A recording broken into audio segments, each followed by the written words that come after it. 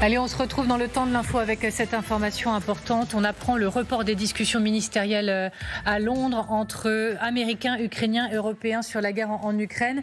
Alors, on attendait beaucoup. Pourquoi ? Parce que Volodymyr Zelensky avait dit oui, j'envoie des représentants. Le président américain, Trump, a dit son optimisme quant à un accord de cessez-le-feu dans la semaine. Vladimir Poutine, soudainement, a dit pourquoi pas des discussions bilatérales et pourquoi pas réfléchir à une trêve de 30 jours. Mais voilà que tout se dégonfle. Et il n'y aura pas, par exemple, le secrétaire d'État américain qui sera remplacé par le général Keith Kellogg. Pour aller plus loin, on prend tout de suite la direction du terrain pour vous retrouver, Élie Stern, depuis Londres. Est-ce que vous pouvez nous en dire plus sur ces discussions qui semblent franchement malmenées là maintenant ? Oui, en effet, le doute avait été semé dès hier après-midi à cause du retrait de Marco Rubio. Le secrétaire d'État américain a annulé sa participation à l'événement. Il y a quelques jours, il avait exprimé sa frustration face aux difficultés rencontrées pour mettre fin à la guerre. Mais hier encore, les fonctionnaires britanniques comptaient sur la participation des deux envoyés américains, Rubio et Witkoff. Mais finalement, les plus hauts diplomates du Royaume-Uni, des États-Unis, de la France et de l'Allemagne et de l'Ukraine ont dû reporter à la dernière minute leur projet de rencontre à Londres aujourd'hui, qui avait été pourtant médiatisé par Zelensky.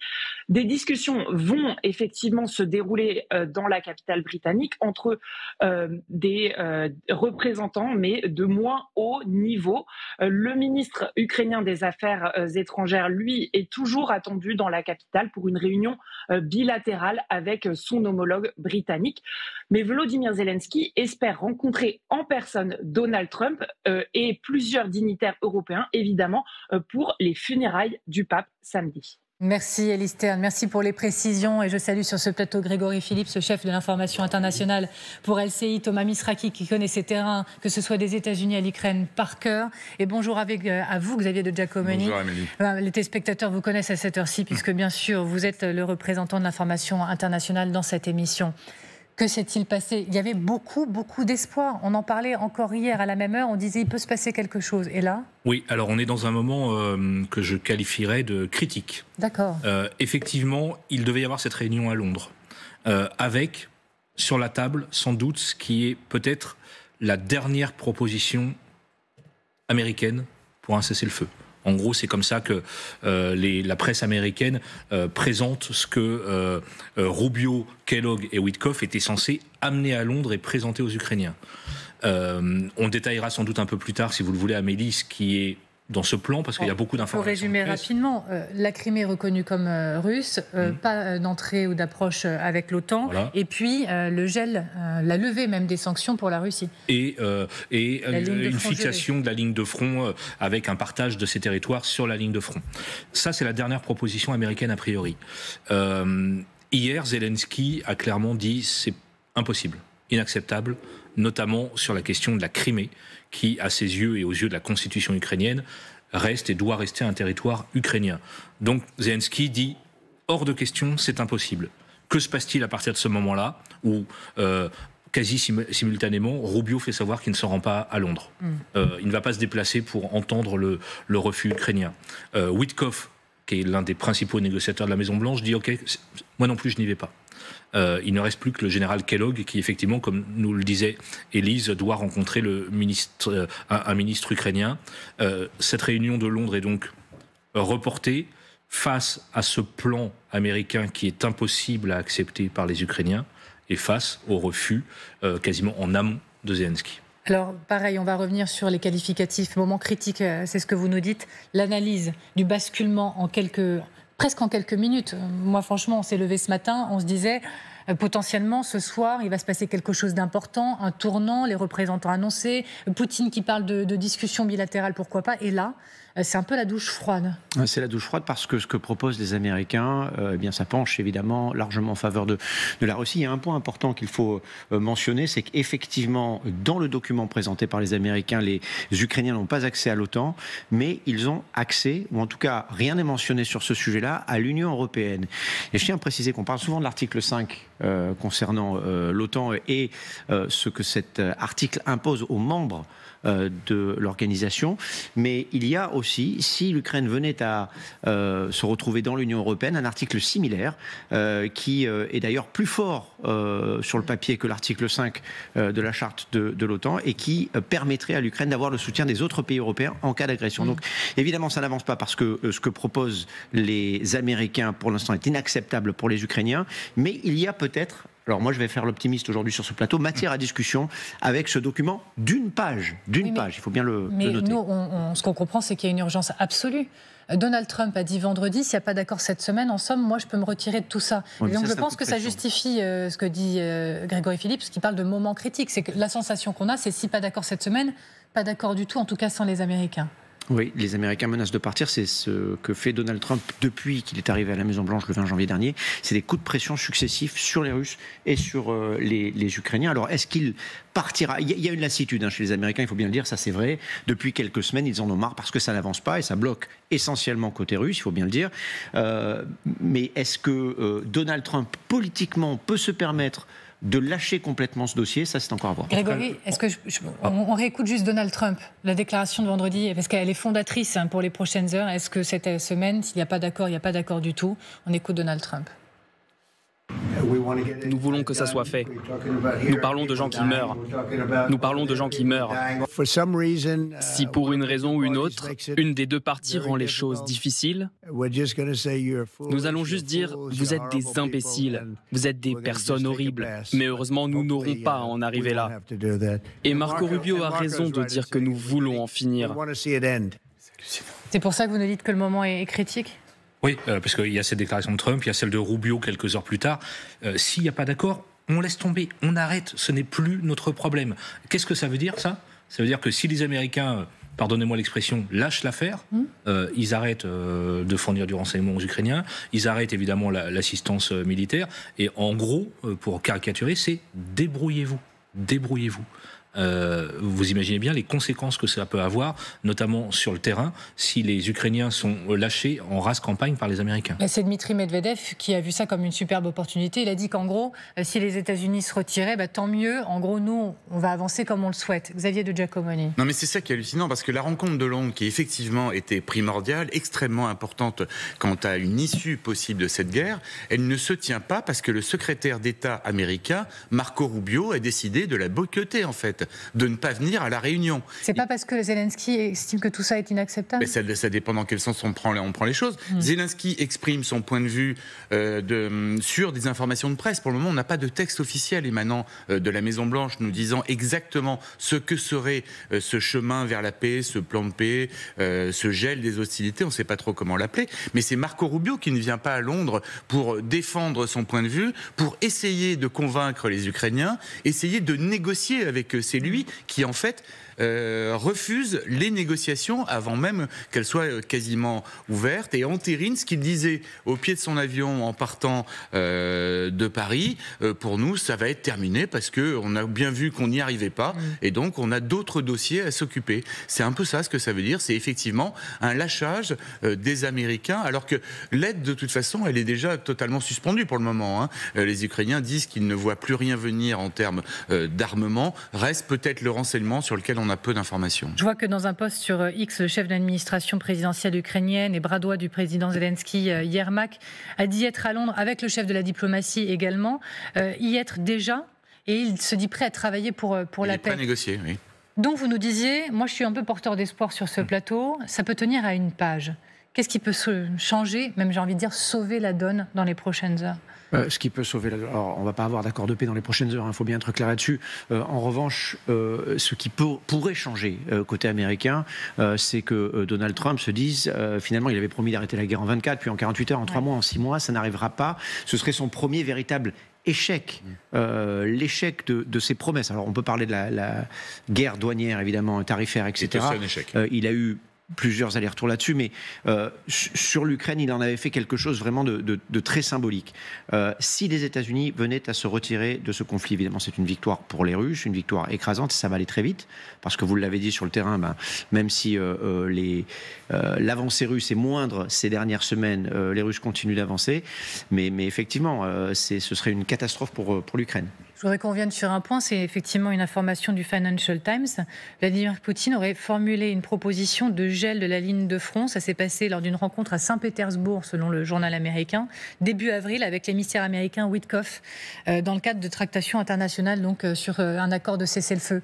Ça, on l'avait pas vu venir, et on l'avait pas vu venir du côté ukrainien. Et d'ailleurs, c'est une petite concession russe, si on peut revoir la carte, Amélie, parce que c'est beaucoup plus clair effectivement avec ces oblasts. Donc vous voyez, on a 5 oblasts. On a la Crimée, que les Américains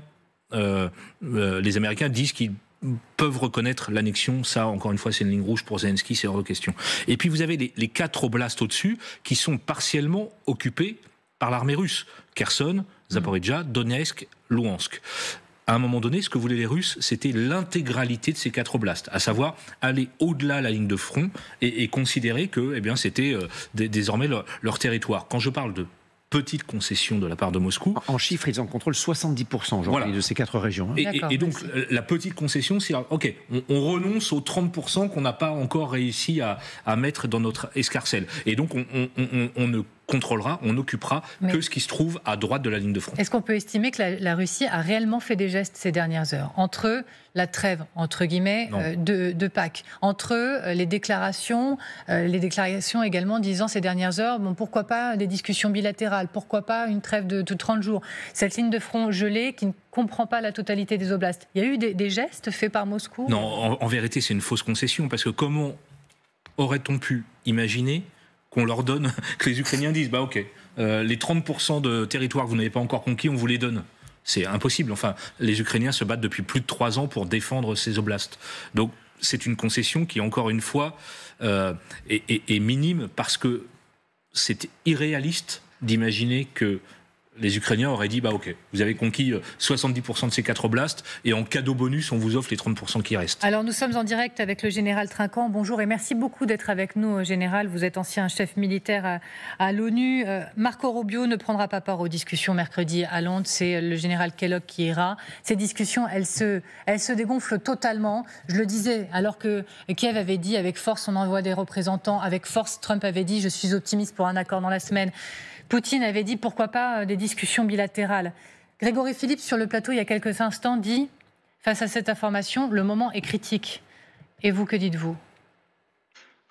Oui, le moment est critique parce que la semaine dernière, on avait eu ce que j'ose appeler la divine surprise, c'est-à-dire que les Ukrainiens et les Européens se réunissaient à Paris et la délégation américaine, constituée du secrétaire d'État, mais aussi du représentant personnel de M. Trump, était venu à Paris.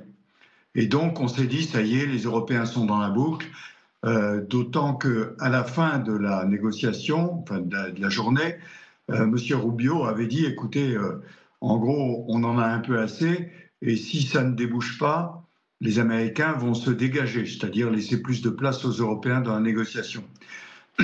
Or là, M. Rubio ne vient pas. Il envoie le général Kellogg, qui est le représentant pour l'Ukraine, donc c'est une certaine logique.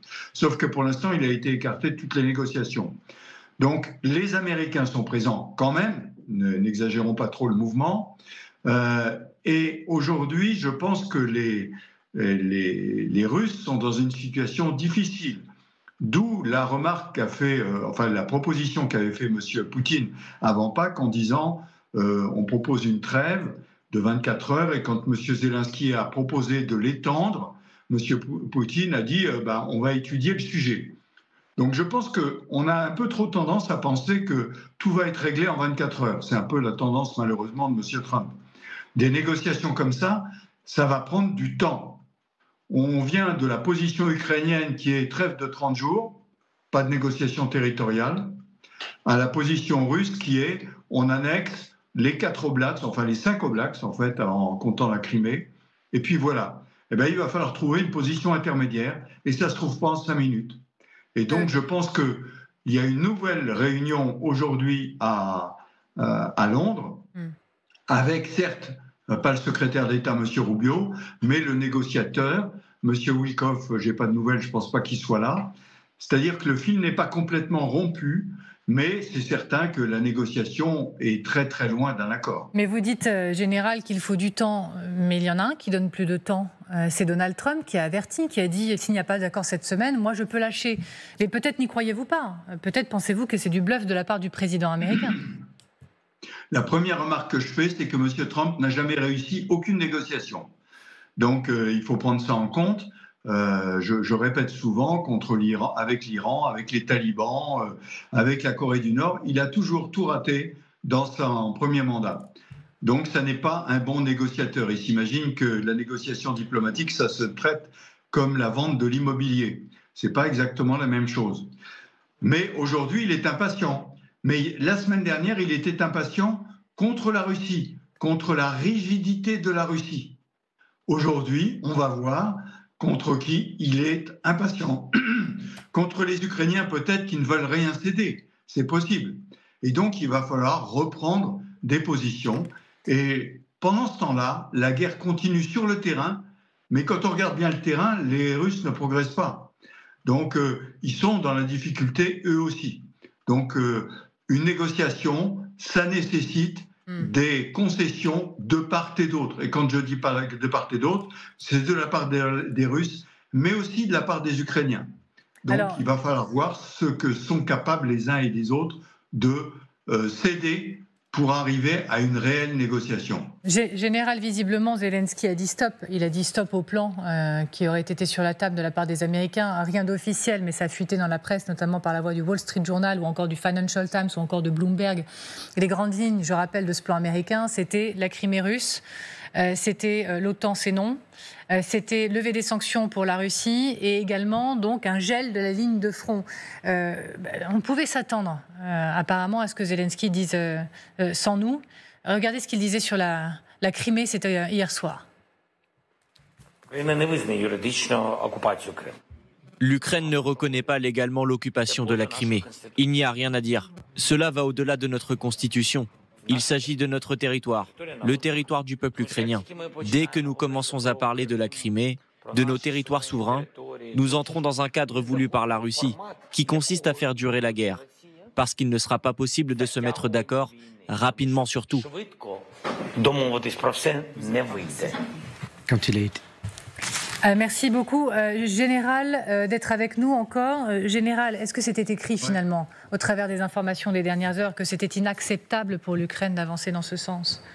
Non, mais écoutez, sur les 4 points que vous soulignez, pas d'OTAN, c'est convenu depuis longtemps. Monsieur Biden lui-même le disait. Et au passage, beaucoup d'Européens se posent des questions sur l'article 5 de l'OTAN. Donc, on peut écarter ce point. Le gel sur le terrain, c'est probablement la situation à laquelle on arrivera. Pour les autres, je reviens à la négociation qui avait eu lieu en avril 2022 en Turquie, dans laquelle les Ukrainiens eux-mêmes disaient « on va discuter des problèmes territoriaux pendant 15 ans ». Donc on en revient à cette situation-là. Donc aujourd'hui, il y a un certain nombre de déclarations. Je crois qu'il y a des choses sur lesquelles on peut convenir, pas d'OTAN, gel sur le terrain, et puis pour le reste, ça se discutera, et ça ne se discutera pas en 24 heures. Et je comprends la position ukrainienne qui dit c'est contraire à la Constitution, et les Russes qui disent bah, nous, maintenant, c'est du territoire annexé. Donc, c'est sur ces points-là qu'il faudra discuter. Est-ce qu'il y aura quelque chose de permanent ou de temporaire sur les problèmes de discussion territoriale? On reste ensemble, Général, je vous remercie beaucoup, mais on retrouve pour l'heure Marianne Kotonov qui est en direct du terrain depuis Kiev avec Éric Josset. Merci beaucoup Marianne d'être avec nous en direct.